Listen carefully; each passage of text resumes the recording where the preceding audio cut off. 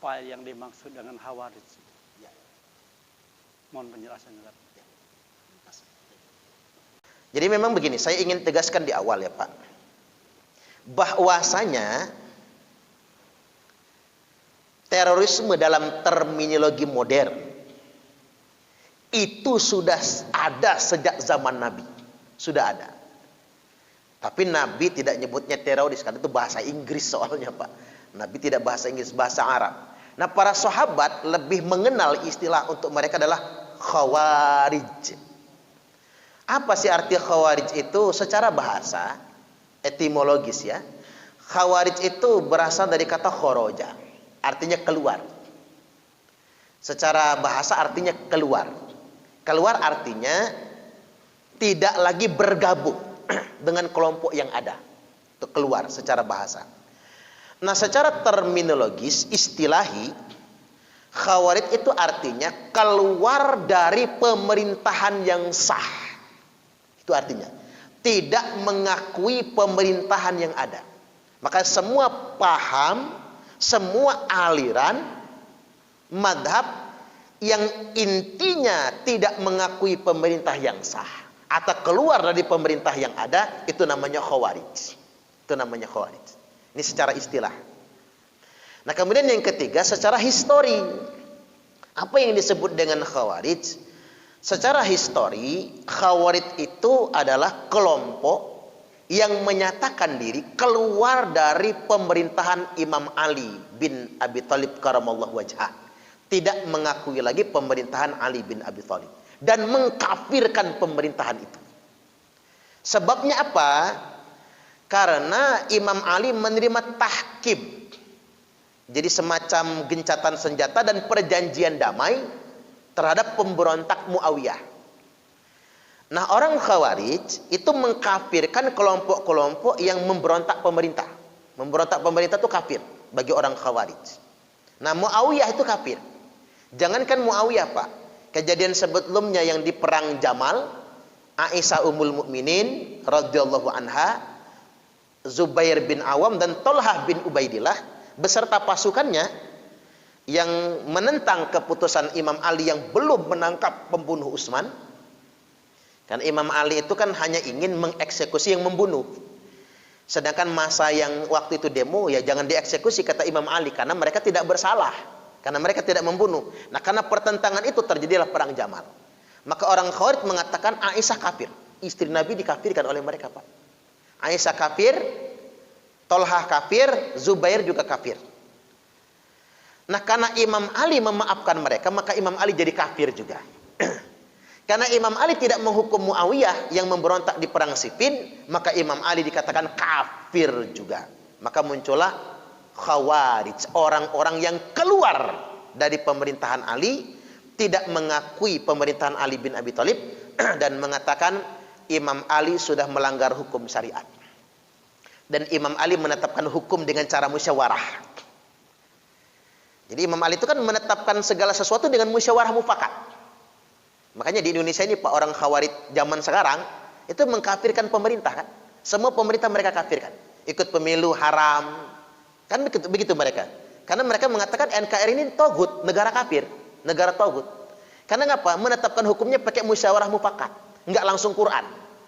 La hukma illa lillah kata mereka, tidak ada hukum kecuali hukum Allah. Padahal Nabi juga menetapkan undang-undang di Madinah bukan dari Quran secara langsung, tapi pakai piagam Madinah, Sahifatul Madinah. Ada undang-undangnya. Sebetulnya Nabi juga oleh mereka itu sudah dikafirkan. Subhanallah, Nabi aja mereka kafirkan, Pak. Jadi ideologi Khawarij itu begitu. Siapa yang mengkafirkan Nabi pertama kali? Dzul Khuwaisirah. Jadi teroris pertama dalam sejarah Islam itu adalah Dzul Khuwaisirah. Nabi aja dikritiknya, Pak. Karena ngapa? Nabi membagikan ghanimah tidak pakai hukum Al-Quran. Beliau pakai inisiatif sendiri. Maka Nabi tidak adil dan Nabi kafir karena menetapkan tidak pakai hukum Al-Quran. Na'udzubillah. Begitu mereka. Padahal Nabi itu tidak mungkin pakai hawa nafsu kan? Ada banyak pertimbangan yang dilakukan oleh Nabi sallallahu alaihi wasallam tentang pembagian ghanimah. Tapi itulah mereka. Nah, kata Nabi nih cikal bakal nih, kata Nabi cikal bakal. Orang ini nanti nggak satu, nanti banyak kata Nabi. Jadi sudah ada. Jadi secara histori begitu. Nah, sampai pengkafiran Imam Ali, mereka membuat angkatan perang, pasukan, dan mewajibkan untuk memberontak kepada pemerintah yang sah. Dan semua pemerintahan Ali dan begitu semua pejabatnya halal darahnya, termasuk yang mendukung. Nah, orang-orang yang tidak mau memerangi Imam Ali juga kafir, halal darahnya. Subhanallah, Pak. Yang tidak mau ikut mereka memerangi pemerintah juga kafir dan halal darahnya. Itu Khawarij secara historis sebetulnya. Jadi kelompok-kelompok yang punya karakteristik mendasar, yakni menentang pemerintah yang sah, menentang pemerintah yang ada. Nah, Nabi sallallahu alaihi wasallam sudah memberikan penunjukan kepada mereka.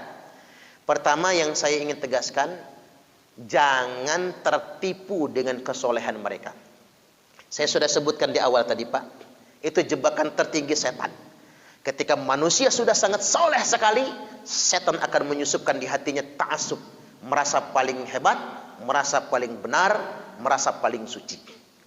Fala tuzakku anfusakum huwa a'lamu bimanittaqwa. Dimasukkan sedemikian rupa oleh setan. Nah, ini mereka. Mereka tuh ibadahnya kalah jauh kita, Pak. Yahkiru ahadukum amalahum min amalihim. Kalian, kata Nabi, minder kalau membandingkan amalnya dengan amal mereka.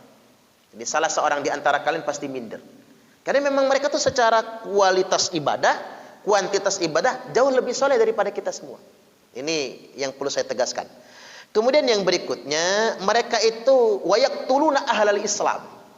Mereka itu akan menghalalkan darah sesama orang Islam dengan cara mengkafirkannya. Yang Islam saja dia halalkan darahnya, apalagi yang non-Islam, Pak. Mereka gampang betul menghalalkan darah. Ini di hadis sahih semua Nabi sebutkan. Kemudian yang berikutnya lagi kata Nabi, fa idza kharaju faqtuluhum. Maka apabila mereka sudah keluar, kata Nabi, perangi mereka. Jadi jangan takut memerangi kelompok ini, Pak. Jangan pernah takut. Perangi mereka. Faraddada dzalika 20 marratan. Bahkan Nabi itu mengulang-ulang perangi mereka sampai 20 kali, Pak. 20 kali. Nabi itu enggak pernah berkata yang berulang-ulang. Karena beliau punya gelar Jawami'ul Kalim. Singkat, padat, dan dimengerti. Itu Nabi kalau bicara, Pak. Tapi kalau Nabi sudah ngulang, bahkan di sini dikatakan Nabi mengulangnya itu faraddada dzalika, mengulang kalimat bunuh mereka, perangi mereka, jangan ragu memerangi mereka. 20 marwatan, 20 kali. Saking ya, Pak, saking diulang-ulangnya. Au aktsar, bahkan mungkin lebih daripada 10 kali. 20 kali. Lebih banyak lagi. Makanya fatuba liman qatalahum, beruntunglah yang memerangi mereka, beruntunglah yang berhasil memerangi mereka. Nah, jadi karakteristik pokok mereka Khawarij itu adalah keluar dari ketaatan kepada pemerintah yang sah.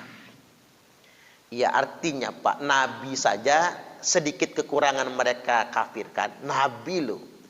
Apalagi semacam Imam Ali, Utsman, mereka kafir-kafirkan kan? Para sahabat yang dijamin masuk surga. Nah, apalagi cuman Pak Jokowi, Pak Jokowi, SBY, Suparman begitu. Waduh. Nah, paham-paham begitu tuh ada di zaman sekarang. Khawarij modern tuh ada di zaman sekarang. Dan kita semua mesti mewaspadainya. Kita semua mesti mengantisipasinya. Jangan sampai kemudian kita keikut-ikut kelompok begitu. Cirinya mendelegitimasi pemerintah.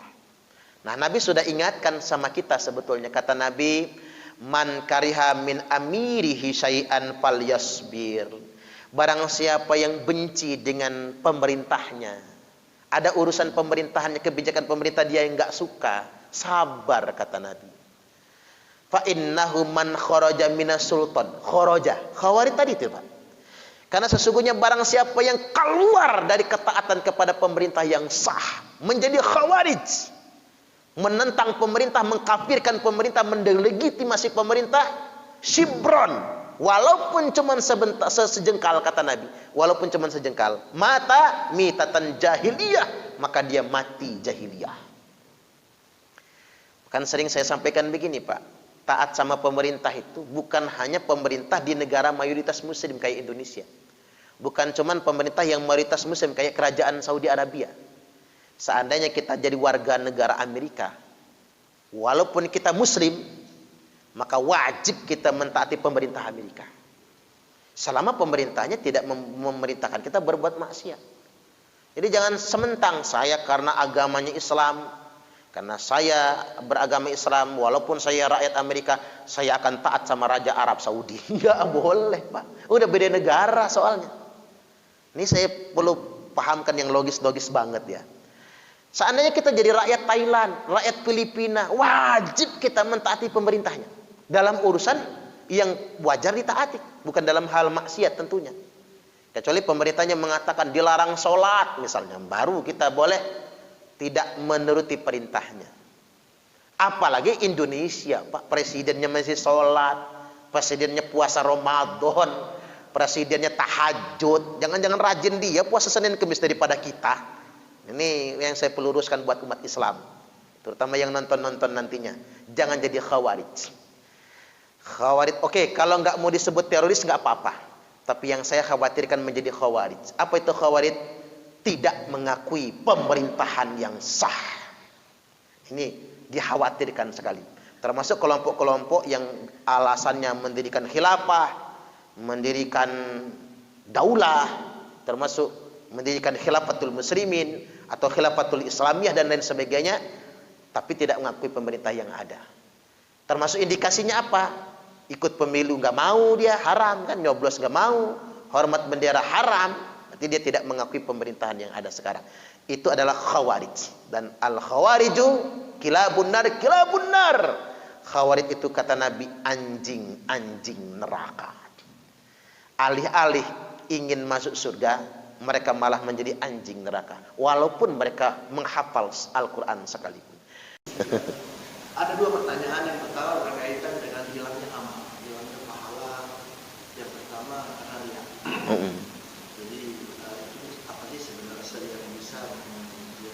Dasarnya gitu. Ketika kita sudah berbuat sesuatu, terus kita akan riya, sehingga amal yang sudah kita perbuat itu menjadi hilang. Itu mohon penjelasan kenapa bisa hilang dan bagaimana bisa hilang dan apa yang tidak bisa hilang. Yang kedua, saya pernah mendengar begini, Pak. Apakah itu hadis atau tidak? Tapi saya pernah mendengar begini bahwa umat Rasulullah itu tidak lebih dari 1.500 tahun. Artinya ketika kita berhitung sekarang ini sudah 1443 Hijriah, berarti lebih kurang sekitar 40 tahun lagi kalau kita mengacu kepada 1.500 tahun itu. Nah, sementara di akhir zaman itu ada istilah Tuhon, ada Ya'juj Ma'juj, ada Dajjal dan sebagai yang lainnya tentang yang. Nah, ketika sekarang ini kita mengacu kepada 1.500 tahun, tapi ada 47 tahun lagi. Kapan waktu-waktu itu? Imam Mahdi dan sebagainya itu, waktu itu turun itu kapan? Iya. Riya itu bahasa sederhananya ingin dilihat orang. Yang dikatakan riya ketika memang dari niat kita menyengaja amal kita ini li ajlin nas, karena ingin dilihat manusia. Karena ingin dipuji manusia. Jadi memang sudah ada azamnya. Mau saya tunjukkan, saya juga bisa kok beramal begitu. Nah ini kan sedemikian rupa, ini namanya riya. Ini termasuk sum'ah juga, ingin didengar orang, Pak. Maaf ngomong ya kalau nggak saya. Pokoknya begitu. Ini yang disebut dengan riya. Dan itu yang menghapuskan amal. Tapi berbeda dengan orang niat itu sudah li ajlillah. Niat itu sudah karena Allah. Cuman ada godaan, Pak. Sekedar godaan gitu. Nah, godaan itu belum termasuk riya. Godaan misalnya terbisik di dalam hati, hebat dah gua. Misal, orang semua ngelihat kalau saya sholatnya ini paling rajin ke masjid. Ada bisikan-bisikan kayak gitu di dalam hati kita. Ingin dipuji orang, paling rajin ke masjid misalnya. Itu belum termasuk riya. Tapi berpotensi mengarah kepada riya. Karena itu masih dalam kondisi godaan saja. Ini masih godaan. Tinggal kita yang mengendalikannya. Terus dikendalikan. Karena setan tuh pintar memang. Pertama-tama dia buat manusia tuh kalau bisa nggak usah ibadah. Bikin manusia tuh malas ibadah. Setelah manusia itu dibikin malas ibadah, gagal, manusia itu ternyata masih rajin juga. Maka setan menggodanya dengan bahasa baru. Sudah, sholat nggak usah lama-lama, ke masjid nggak usah lama-lama, udah isaan pulang. Walaupun ada Ustaz Suparaman paling juga yang diceramahkan itu aja. Pulang. Nah, dibikin nggak betah gitu Pak. Dibikin nggak betah di masjid. Dibikin nggak betah ibadahnya. Ternyata masih betah juga. Setan pakai strategi ketiga. Dibikinnya orang itu riya. Hebat dah kamu. Kayaknya dari warga sekitar ini kamu aja yang rajin sangat ini. Dibuat begitu. Itulah godaan namanya. Selama itu masih dalam bisikan, di benak kita, seliweran di hati dan pikiran kita, itu masih godaan. Tapi kalau kita sudah menjadi azam, jadi sudah menjadi tekad, itu merusak niat namanya. Innamal a'malu bin niat, segala amal tergantung niatnya. Kalau niat karena Allah, kita dapat nilai. Tapi kalau karena manusia, tidak dapat nilai. Nah ternyata digoda riya pun nggak bisa Pak. Digoda riya pun tidak bisa. Maka setan masuk strategi yang berikutnya.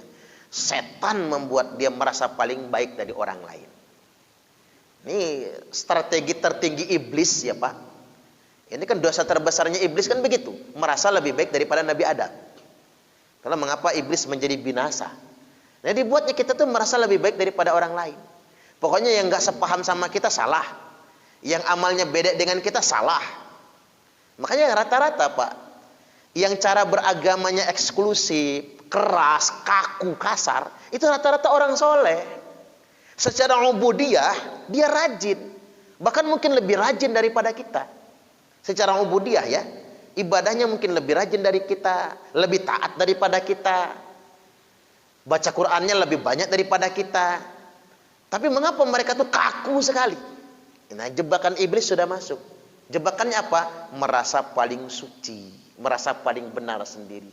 Makanya Allah ingatkan, fala tuzakku anfusakum huwa a'lamu bimanittaqa. Janganlah kalian merasa suci, mensucikan diri kalian sendiri. Merasa suci dengan diri kalian masing-masing, kata Allah, huwa a'lamu bimanittaqa. Karena cuman Allah yang Maha tahu siapa orang-orang yang benar-benar bertakwa. Itu strategi setan. Jadi selama masih terbersit itu bukan riya namanya. Tapi kalau sudah diazamkan, ditekadkan, jadi riya dia. Baik, pertanyaan yang berikutnya. Itu ilmu cocokologi, Pak. Yang menyatakan umat Islam ini cuma berumur 1500 tahun, itu ilmu cocokologi. Dicocok-cocokkan itu. Enggak ada dalilnya itu. Enggak ada. Nabi cuma pernah menyatakan, itu pun ulama mendiskusikan hadisnya ya, dalam diskusi masih ada. Umur umatku itu umur umat Yahudi ditambah umur umat Nasrani. Nah, itulah jadi cocokologi itu. Mereka menyampaikan, mengapa jadi cocokologi? Karena jarak antara Nabi Musa ke Nabi Isa itu 900 tahun. Nah, jarak antara Nabi Isa ke Nabi kita Nabi Allah Muhammad sallallahu alaihi wasallam itu 600 tahun. Itu berarti jarak antara Nabi Musa ke Nabi Isa 900 tahun, jarak Nabi Isa ke Nabi kita 600 tahun. Dijumlahkan 15. Cocokologi. Dia kan yang bikin hitungan itu. Siapa yang ngitung harus dari Nabi Musa? Gimana kalau ngitung dari nabi-nabi sebelumnya? Kan begitu. Enak aja dia bikin hitungan gitu maksudnya. Jadi, dan apakah hitungan itu benar-benar akurat? Kan belum tentu juga. Jadi sekali lagi yang mengatakan umur umat ini hanya 1500 tahun, ilmu cocokologi. Ya sekarang sudah 1443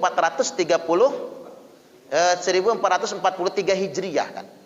Itu dari hijrah ngitungnya, Pak. Sedangkan hijrahnya Nabi itu setelah 13 tahun di Mekah kan. Diutusnya Nabi itu kan. Tambahin 13 tahun. 43 tambah 13 berapa? 60 kan? Sudah berarti 1460 tahun kan? Itu dihitung dari Nabi diangkat jadi Rasul. Sedangkan orang tadi ngitungnya dari kelahiran, Pak. Dari kelahiran. Kalau ngitungnya dari kelahiran, tambahin lagi 40 tahun. Udah 1500 tahun sekarang, Pak. Iya kan? Lo kok nggak kiamat-kiamat gitu? Nah ini ilmu cocokologi itu nggak bisa lah itu diikuti. Itu mengapa ada klaim-klaim begitu Pak? Ngajak kita berfantasi, berpikir yang bukan-bukan. Ada target lain itu, ngerekrut kita. Begitu kita yakin dengan paham begitu, mulai kita jreng-jreng kayak sinetron, kayak film, jreng-jreng, orang jadi cemas, gempar, zaman sudah akhir. Baru kita diajaknya masuk kelompok dia untuk berjuang sebagai mujahid akhir zaman. Nah, ujung-ujungnya ke sono Pak nantinya. Jadi sekali lagi itu klaim-klaim yang nggak boleh kita sampaikan karena mengapa? Sama saja kita mendahului takdir Allah, nggak boleh. Itu menurut saya orang-orang yang mengucapkan itu sama saja merusak iman terhadap qada dan qadar dan merusak iman kepada hari akhirat sebetulnya. Karena mengapa? Berpikir melampaui takdir Allah itu tidak boleh juga kan? Nabi aja mereka bertanya kepada engkau Muhammad kapan datangnya kiamat itu? Ya Nabi bingung lah jawabnya gimana. Terus apa Allah ajarkan sama Nabi? Ya sudah Muhammad jawab saja, ini urusan Tuhanku bukan urusanku. Allah yang punya urusan. Saya nggak mau menjelaskan apa yang sudah menjadi urusan Allah Subhanahu wa taala. Jadi begitu. Nah sekarang gini, logikanya kalau sekarang sudah masuk ke situ, ya kapan dukhonnya? Kapan Ya'juj dan Ma'jujnya? Mana Imam Mahdinya? Mana Dajjalnya? Oh tangeh banget. Sedangkan mau keluarnya Dajjal itu setelah terjadi kemarau 3 tahun berturut-turut. Tahun pertama dikurangi 1/3 hujan, tahun kedua dikurangi 2/3 hujan, tahun ketiga tidak ada hujan sama sekali. Ini mau perasaan geledek jedor-jedor nih Pak. Berhari-hari kita hujan. Saya kalau hujan itu terserah jemuran keujaran. Terserah kita lagi sibuk kemudian kebasahan. Yang saya menjadi alhamdulillah itu, alhamdulillah kiamat masih tangeh. Itu yang saya syukuri sebetulnya. Masih jedor-jedor, kita masih bercocok tanam, rumput hijau masih banyak. Ciri kiamat sudah mau dekat, tidak ada lagi rumput hijau. Datang dulu Dajjal menjajah, semua orang kemudian kelaparan, ditawarkan makan. Bayangkan Pak, nggak ada makanan sama sekali, negara hancur. Jadi ketika sudah terjadi kemarau, NKRI itu nggak ada, bubar. Ya gimana mau menegakkan negara, makan aja nggak bisa semua, orang tepar semua Pak, nggak makan. Amerika itu bubar, Cina bubar, negara Arab bubar semua, Eropa itu bubar. Jadi semua negara di muka ini bubar-bubaran. Nah, cuman ada satu penguasa di zaman itu, siapa? Dajjal, laknatullah alaihi. Dajjal yang berkuasa dan pasukannya. Yang kenyang Dajjal.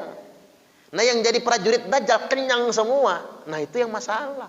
Kalau kita yang hidup di zaman itu lagi lapar, mules perutnya Pak. Dajjal datang, man, pecel lele. Nah, takut khilaf kita.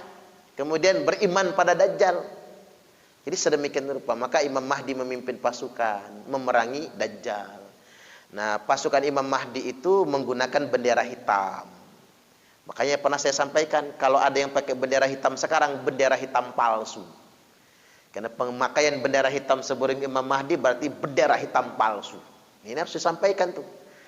Jadi orang-orang yang pakai bendera hitam, mana diklaim bendera tauhid lagi Pak. Sejak kapan tauhid punya bendera?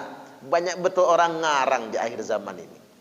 Nah, baru kemudian setelah Dajjal menjajah, terjadi perang akhir zaman. Dan yang berhasil membunuh Dajjal itu Nabi Isa Al-Masih alaihi salam. Nah, setelah terbunuhnya Dajjal, Nabi Isa kemudian dibaiat menjadi khalifah internasional. Nah ini yang sering dikhayalin orang HTI itu loh Pak, Hizbut Tahrir gitu. Orang Khilafatul Muslimin, malah Khilafatul Muslimin punya khalifah sendiri dia itu. Padahal sebetulnya khalifah akhir zaman itu ya Nabi Isa alaihi salam. Makanya kita ini jangan mau dibodohi kalau ketemu kelompok-kelompok begitu. Mau menegakkan khilafah Islamiyah, begaya lo. Padahal kan tidak ada perintahnya dalam Quran dan hadis. Mengapa nggak ada perintahnya? Oh memang bukan kewajiban kita kok menegakkannya. Nanti nunggu Nabi Isa. Lo apa bisa? Ya bisa Pak. Karena semua negara di muka bumi bubar-bubaran. Semua orang akan mengangkat Nabi Isa sebagai superhero, Superman, Spiderman-nya gitu, karena berhasil mengalahkan penjajah, yakni Dajjal laknatullah alaih, maka semua orang beriman kepada beliau.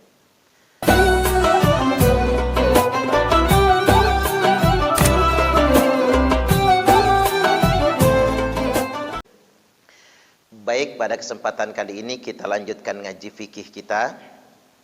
Kita masuk ke bab yang berikutnya, yakni wa yahrumu bil haidhi wan nifasi thamaniyatu asya. Diharamkan bagi orang yang haid dan orang yang sedang mengalami nifas itu 8 perkara. Apa saja itu? Yang pertama as-shalah, haram sholat. Jadi orang haid, orang nifas pak haram sholat. Berarti kalau dia maksa sholat dosa. Sesuatu yang haram kan kalau dikerjakan berdosa. Yang kedua wasaum, haram puasa. Karena ada yang berpendapat orang haid tetap wajib puasa. Padahal menurut kesepakatan jumhur ulama, orang haid itu haram puasa. Jadi kalau dia maksa puasa bukannya dapat pahala, malah dia berdosa. Jadi wajib berbuka bagi orang yang haid. Nah, ini ilmu pak. Kalau istri datang bulan, pas sedang puasa Ramadan, siang-siang datang bulan misalnya, maka menurut madzhab Syafi'i dia harus berbuka, wajib hukumnya. Karena kalau dia tidak berbuka maka dia berdosa. Jadi jangan sampai nanti istrinya jojong aja, udah gemah kan udah batal ini, enggak kah pas sayang, tak tahanin sampai maghrib pokoknya. Nah, suruh minum seteguk jadilah dia untuk membatalkan puasanya. Karena berpuasanya orang yang sedang haid itu hukumnya menjadi haram. Sesuatu yang haram berarti berdosa apabila dikerjakan. Selanjutnya yang ketiga, wa qiraatul Quran, haram bagi orang yang sedang haid dan nifas membaca Al-Quran. Haram hukumnya. Jadi kita jangan sampai ngeles gitu kan, ada ibu-ibu tuh ngeles. Sedang haid dia jojong aja membaca Quran. Mau pakai pembalut ini kata dia, ya nggak bisa dong, nggak ada hubungannya. Namanya sedang kotor. Nanti kalau dengan alasan pakai pembalut dia bisa tetap baca Quran, berarti bisa sholat dong. Yang penting pakai pembalut. Nggak bisa sedemikian rupa. Jadi haram membaca Quran bagi orang yang sedang haid. Nabi sallallahu alaihi wasallam telah bersabda bahwasanya la yaqra'ul junubu wal haidu syai'am minal Quran. Tidak boleh orang yang sedang junub, orang yang sedang haid membaca Al-Quran sedikit pun, enggak boleh. Orang haid, orang junub tidak boleh membaca Al-Quran sedikit pun. Hadis ini diriwayatkan dari Abdullah bin Umar radhiyallahu anhuma, tercantum dalam kitab Sunan Ibnu Majah nomor hadis 596. Selanjutnya yang berikutnya wa masul mushaf. Orang haid, orang yang nifas tidak boleh menyentuh mushaf. Tidak boleh menyentuh mushaf Al-Quran. Mushaf Al-Quran ini ya, tidak boleh disentuh mushafnya, lembaran-lembaran Al-Quran, apalagi membuka-bukanya, tidak diperkenankan. Kemudian yang berikutnya wa hamluhu, juga membawanya.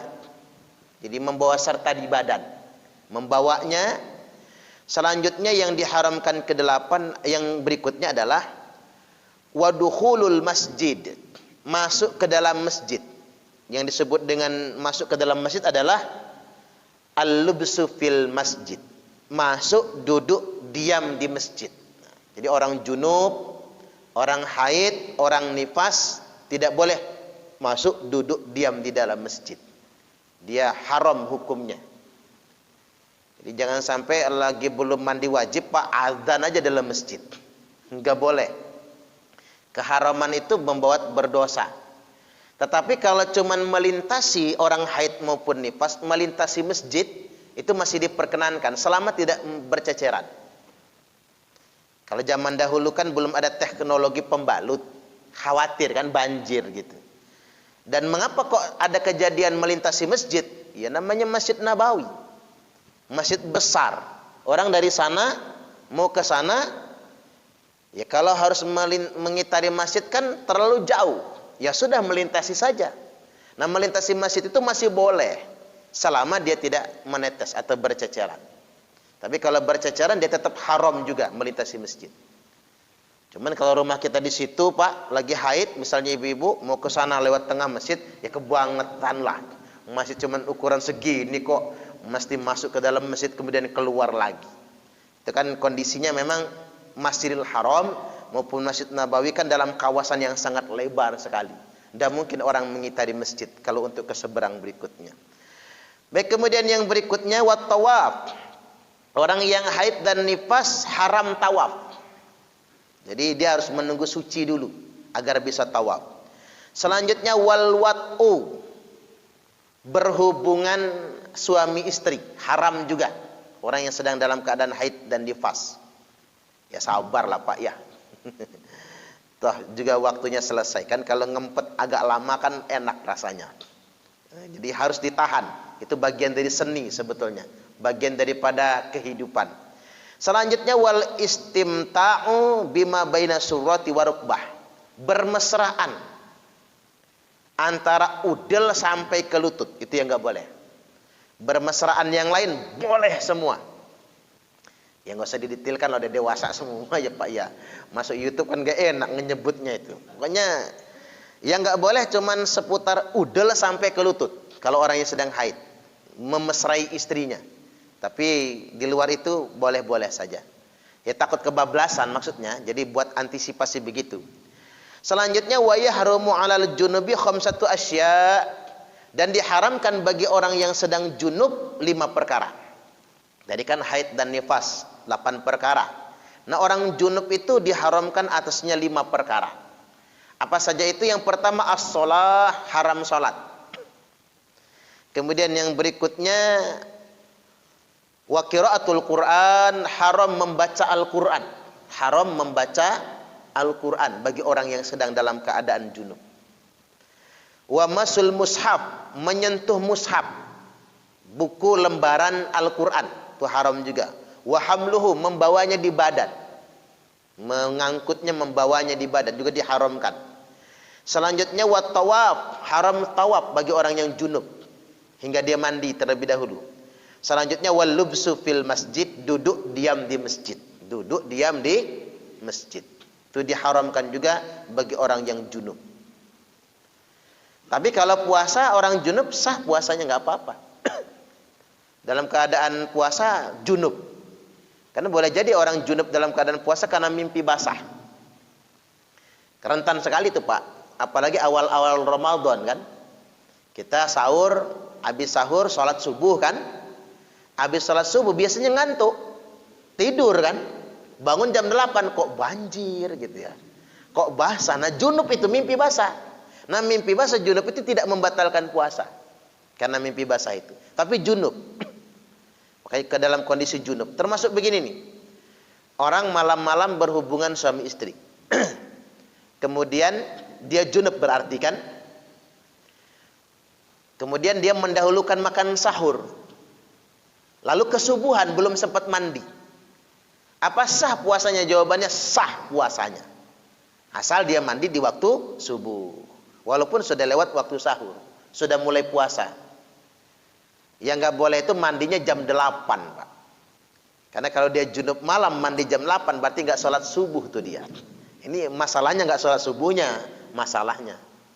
Bukan karena nggak boleh mandi jam 8-nya. Panjenengan junub tuh misalnya. Mandinya jam 11 nanti jelang zuhur. Karena junub mimpi basah misalnya. Tidak masalah. Kalau junubnya itu ba'da sholat subuh. Karena ketiduran dan lain sebagainya ya. Bukan mimpi basah maksud saya. Selanjutnya wa yahrumu 'alal muhdithi thalathatu asya. Sedangkan orang yang muhdits, apa muhdits? Orang yang enggak berwudu ya. Jadi batal, berhadas kecil. Orang yang berhadas kecil diharamkan baginya 3 perkara. Yang pertama as-shalah, haram salat. Orang yang tidak berwudu. Makanya seandainya kita salat ternyata kita ingat belum wudu tadi dari rumah itu. Langsung aja dengan orang komat masuk barisan Pak. itu nggak boleh dilanjutkan sholatnya, jadi haram dia. Harus dibatalkan sholatnya, wudhu kemudian masuk ke barisan sholat lagi. Berarti masbuk statusnya dia nanti. Nggak jadi masalah, tapi melanjutkan sholat menjadi haram. Kecuali kalau dia nggak tahu. Selesai salam baru ingat. Nah tadi belum wudhu taunya. Baru ingat ini, nggak haram sholat yang dikerjakan tadi, tapi nggak sah. Wajib diulang. Wudhu dan kemudian dia mengulang sholat lagi. Kemudian yang berikutnya yang kedua, wat tawaf. Orang yang batal wudhu diharamkan tawaf. Jadi kalau sedang tawaf batal wudhu, maka keluar dari tempat tawaf, dari barisan, dari jalur tawaf, berwudhu dan melanjutkan sisanya tadi. Kita tadi sudah dapat 3 putaran, berarti lanjutkan 4 putaran berikutnya. Itu caranya. Tapi kalau orang sa'i batal nggak apa-apa. Apalagi sa'i itu lebih lama, Pak. Yang capek itu bukan tawaf. Yang capek itu sa'i. Karena kayaknya dekat tapi jauh itu. Udah jauh, mana lantainya kan dingin betul kan. Mana full AC. Bagi orang Indonesia kedinginan, orang Arab biasa aja. Orang Turki dinginnya di Arab itu bagi mereka masih panas. Makanya jangan heran kalau orang Turki di Arab walaupun musim dingin pakai baju kaos biasa. Karena ternyata di Turki lebih dingin lagi. Karena di Turki AC nggak laku, yang laku pemanas ruangan di sana. Bukan AC malahan. Jadi ada yang lebih dingin lagi. Nah, kita kadang-kadang itu yang bikin dingin di tempat sa'i itu, di mas'a itu adalah karena dingin dan kaki kita jadi kebas rasanya. Saking dinginnya kan. Nah itu capek. Nah seandainya kita batal di situ, tidak ingin berwudu, ingin menyelesaikan sa'inya nggak apa-apa. Tapi kalau sedang tawaf nggak boleh. Dia harus keluar dari jalur kemudian melanjutkan yang tersisa. Selanjutnya yang ketiga yang diharamkan bagi orang yang tidak berwudu adalah wa masul mushaf wa hamluhu. Menyentuh dan menenteng mushaf, nggak boleh. Jadi baca Quran boleh tuh ya Pak. Orang nggak wudu baca Quran boleh. Sah, baca Yasin. Misalnya kita Yasin itu batal. Ya sudah, kita nggak usah megang mushaf, kita ngikutin aja orang baca. Orang yang tidak berwudu membaca Quran sah, dapat pahala. Boleh, tapi nggak boleh memegang mushaf Al-Quran. Hanya itu saja yang nggak boleh. Nah ini tentang perkara-perkara yang diharamkan bagi orang yang haid dan nifas, orang yang junub dan orang yang tidak berwudu. Sampai di sini, kalau ada yang mau ditanyakan saya persilakan. Ya, silakan Pak.